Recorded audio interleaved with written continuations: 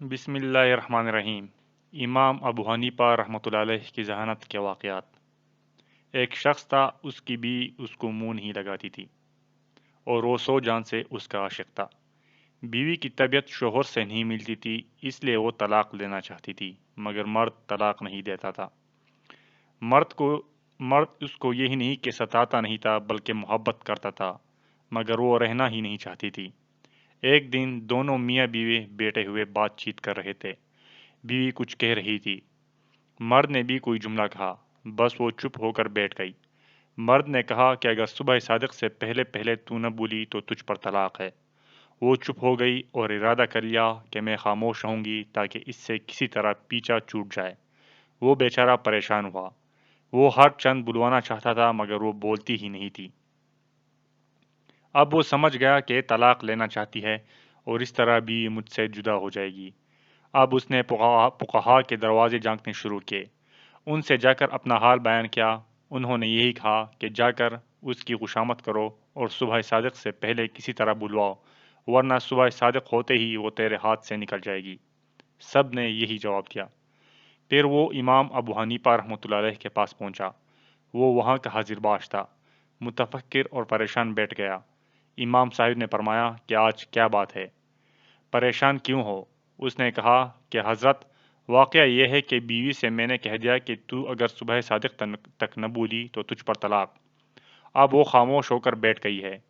امام ابو حنیفہ رحمۃ اللہ علیہ نے فرمایا کہ طلاق نہیں پڑے گی، مطمئن رہیے۔ فقہا نے امام صاحب پر طعن شروع کیا کہ ابو حنیفہ رحمۃ اللہ علیہ حرام کو حلال بتانا چاہتے ہیں۔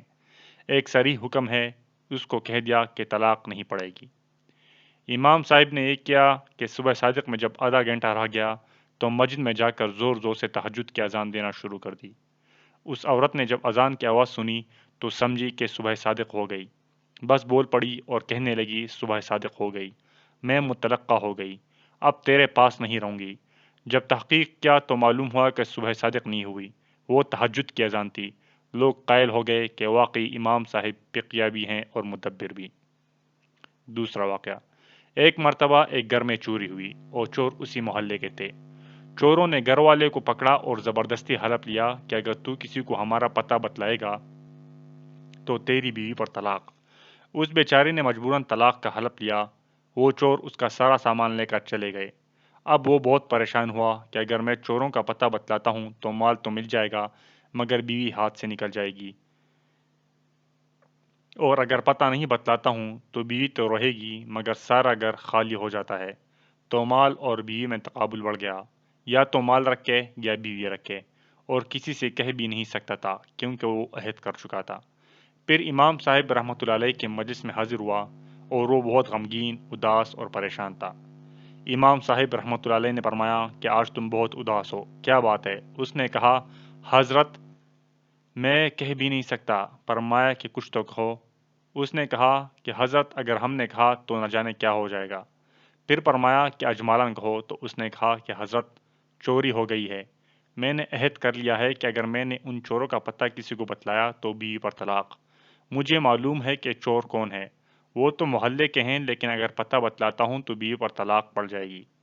امام صاحب نے فرمایا کہ مطمئن رہ، بیوی بھی ہاتھ سے نہیں جائے گی اور مال بھی مل جائے گا، اور تو ہی پتہ بتلائے گا۔ کوفہ میں پھر شور ہو گیا کہ ابو حنیفہ یہ کیا کر رہے ہیں، یہ تو ایک عہد ہے، جب وہ پورا نہ کرے گا تو بیوی پر طلاق پڑ جائے گی۔ یہ امام صاحب رحمۃ اللہ علیہ نے کیسے کہہ دیا کہ نہ بیوی جائے گی اور نہ مال جائے گا؟ علماء اور فقہا پریشان ہو گئے۔ امام صاحب رحمۃ اللہ علیہ نے فرمایا کہ کل ظہر کی نماز میں تمہارے محلے کی مسجد میں آ کر پڑھوں گا۔ چنانچہ امام صاحب تشریف لے گئے، وہاں نماز پڑھی اور اس کے بعد اعلان کر دیا کہ مسجد کے دروازے بند کر دیے جائیں، کوئی باہر نہ جائے۔ اس میں چور بھی تھے۔